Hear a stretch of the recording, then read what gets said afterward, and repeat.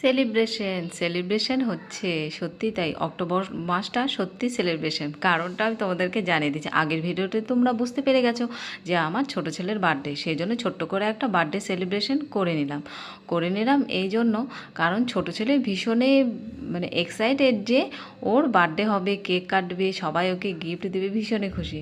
তো আর অক্টোবর মাসটা সত্যি আমার ভীষণ ভালো লাগে। এই কারণে ভালো লাগে, অক্টোবর মাসে দুর্গাপুজো, অক্টোবর মাসে আমার বড় ছেলের বার্থডে এবং ছোট ছেলের বার্থডে।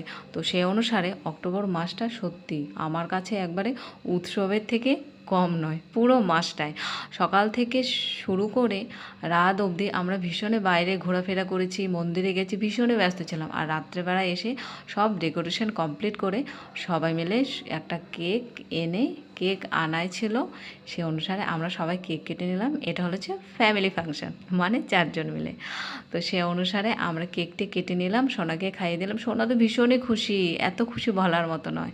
তো ওদের খুশি দেখে মা বাবার কান্না ভালো লাগে, আমরা তো ভীষণই খুশি। তো ওর পাপাকেও খাইয়ে দিল এবং সুন্দরভাবে বার্থডেটা পালন হলো। এই ভিডিওটা কেমন লাগলো তোমরা জানাবে কিন্তু।